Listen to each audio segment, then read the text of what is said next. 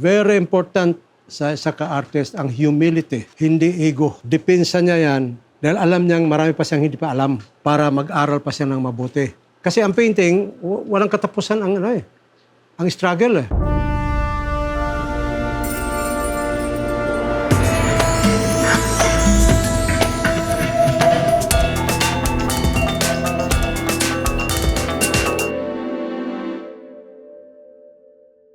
I think be a lifelong learner.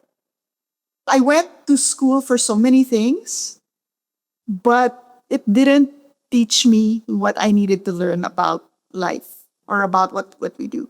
I can see like the people who are going to be prime movers in their lives are the ones who don't wait for opportunities. They create their own opportunities. If you want to learn about how to make indigo dyeing, how to dye indigo, you gotta find the best person you can find who does it and ask them, can you teach me? I think school is a good area to learn discipline and patience and socialization. But when you figure out what you really want to do in life, when you see your North Star, you need to find the people who can take you there. And they're not in school. They're the people around you. And if they're not around you, find the people who can help you. State ng contemporary practice in art here in the Philippines. Maraming magaling na Pilipino talaga sa atin. Problema lang siguro, medyo iniintindi nila kasi yung market. Diba? Titignan nila kung ano yung gusto, ano yung mabibili. Na hindi dapat sa una na nilang intention. Dapat yung breads, after yan, thank you yan kung na-appreciate nila yung work mo. So, mas importante yung creation kesa dun sa bonus, di ba?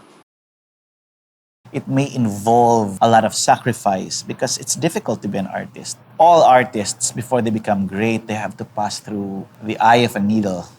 I think that's how difficult it is. But the persistence and perseverance would eventually pay. So an advice would be they have to follow their own style. They have to make a name for themselves and not to give in to whatever a market dictates. There are a lot of young artists who have just started, but within a few amount of years, the demand has gotten very high. A lot of them have become auction darlings and the prices have gone dramatic. Don't be discouraged if you're not getting that kind of attention. As long as you're being able to hold regular shows, and again, you find your own identity. Your painting is not just a decoration in the wall. It speaks about you as a person and how you reflect the environment and the Philippines that we are living with.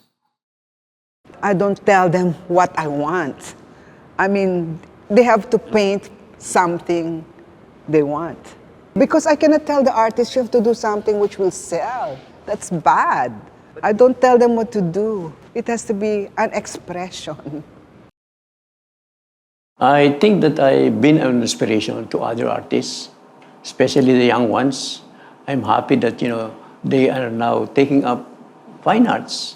Kaiba yun kaysa sa dati na sabi ng nanay ko, ng tatay ko, maghihirap ka sa pagiging artist. Ngayon, a lot of artists are making money more than me.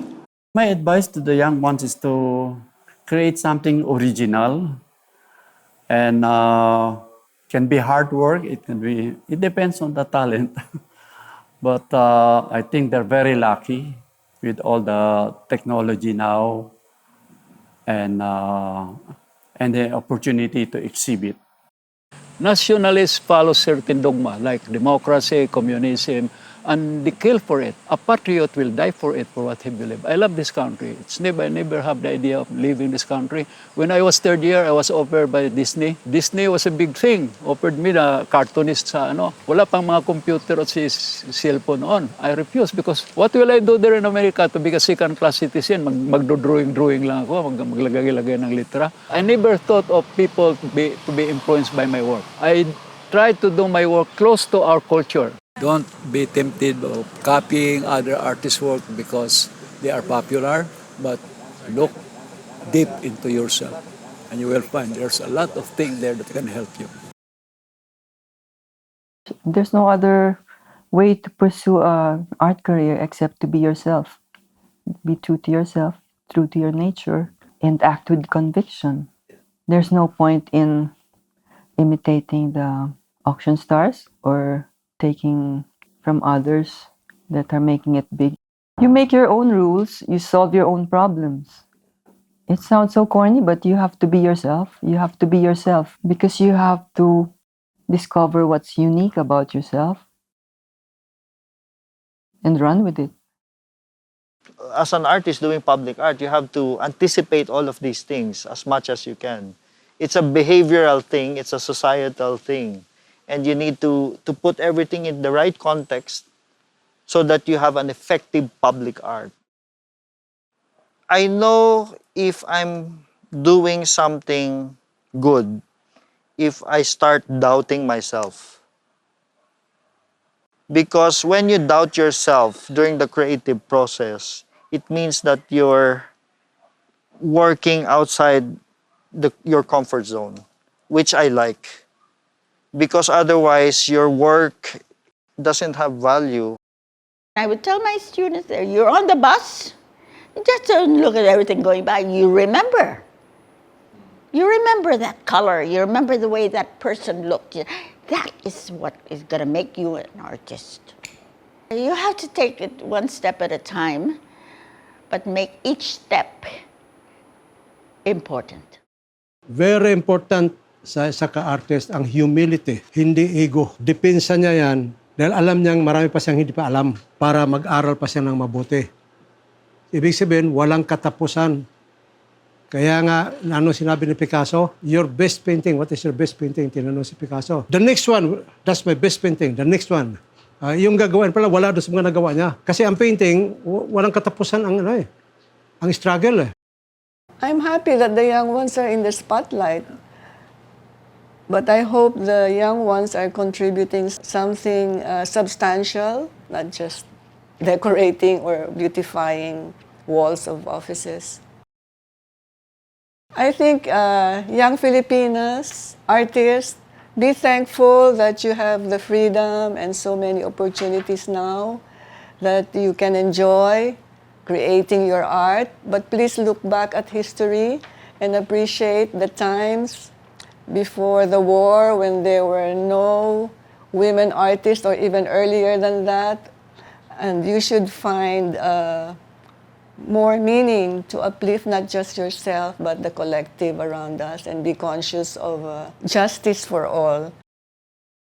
Tsaka ibang sining, di ba?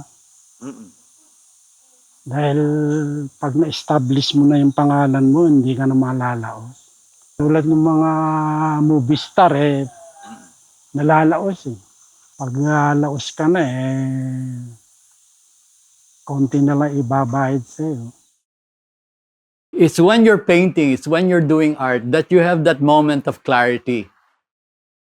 And at that time, you are in conversation with the universe.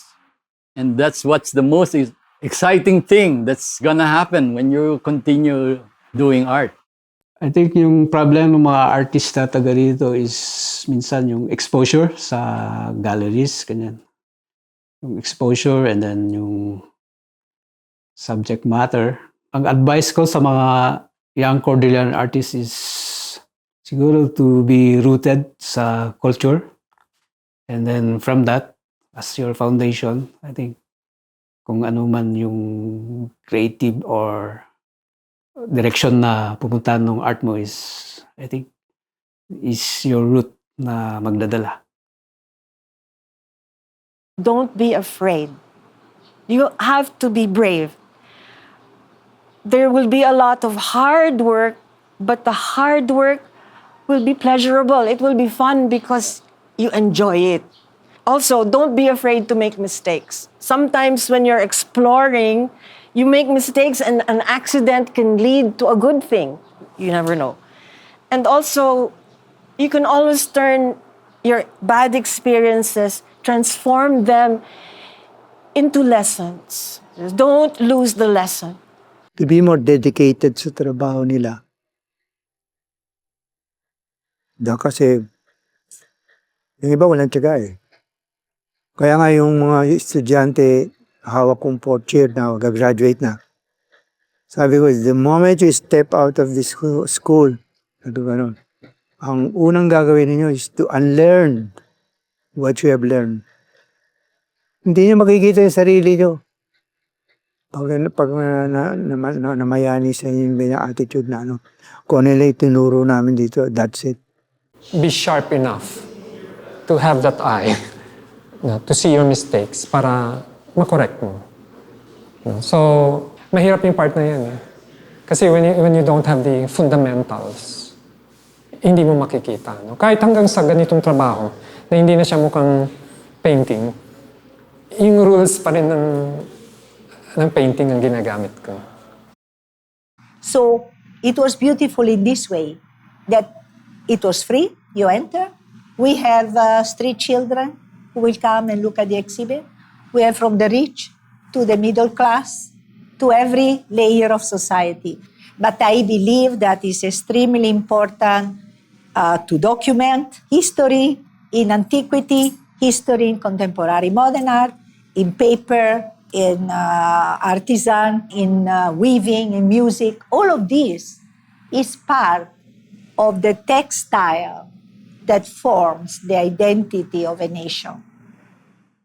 Well, there are times when I feel like hitting myself, just, no, not, in maturity you have less of that. But Yes. younger, Yes. younger you really say, what an idiot, what an idiot, what are you doing here, what this and that. Because if you're painting and it pleases you, at least pleases you, something to comfort you, well, there's a consolation. But there are consolation prizes.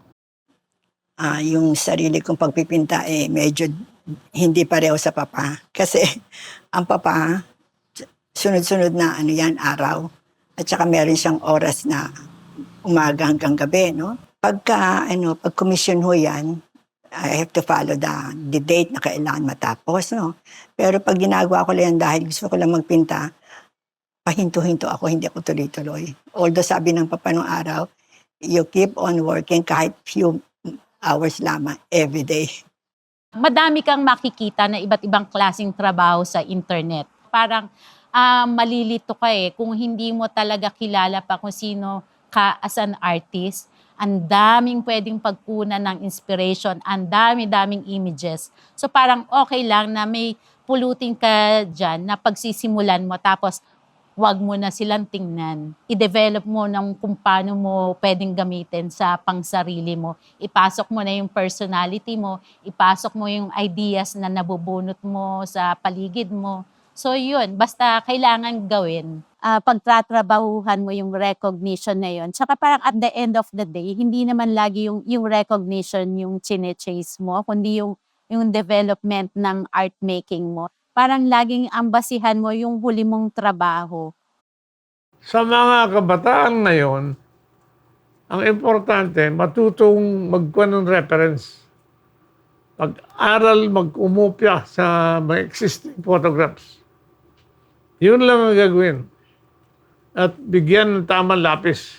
Lapis kasi nung nag-start ako, nung 60, ang lapis nung 6B lang Ngayon, ang lapis hanggang 12B, yung pinakamalambot. Ang papel lang na bibilin mo, which is more expensive, yung hindi toxic, ang hindi magkakaroon ng acid spots ang papel.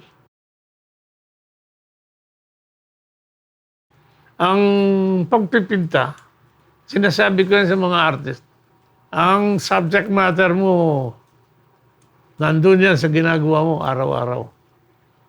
By constantly working on a subject matter na araw-araw mo ginagawa, hindi mo ma-realize yun. Yun ang style mo.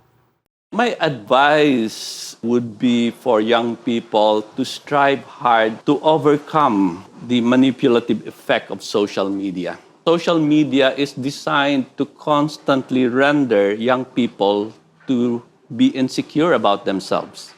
They always have to seek validation from outside in order to feel that they are, full human beings. It's always easier said than done because everyone has their gadget beside them and everyone's looking at their gadgets all the time. What the digital age has actually created is that it has replaced truth from what is experienced to what is fed digitally on our minds. And that's very scary. Meron nagbigay sa akin isang libro, si Dick Daroy. Kaibigan ko siya. Gamit niya na itong libro to, yung Out of the Box. Kailangan wala ka dyan sa lugar na yan. Kailangan lumabas ka. Kung ano yung gusto mong gawin, gawin mo. Mag-experiment ka, dumiskubre ka, mag-invento ka. Nandun lang yun eh. Siyempre, yung history of art. History, importante yan. Ang art kasi walang limitasyon. Huwag ka magmamadali. Saka dapat ikaw yon. Hindi po pwedeng si Picasso yan, gagayahin mo si Picasso. Hindi pwede yun. Hanapin mo yung sarili mo. Yun ang importante eh. Hanapin mo yung sarili mo. History is being made at this very moment. And the artists of today, the young ones, the young critics, this is your time. Do not waste the moment. And as I did not at the time, now that you're young, you don't realize the value of the things that you will be doing now. But the future lies ahead of you, and do not waste time so that there will be no regrets when you reach the particular stage of your life of looking back.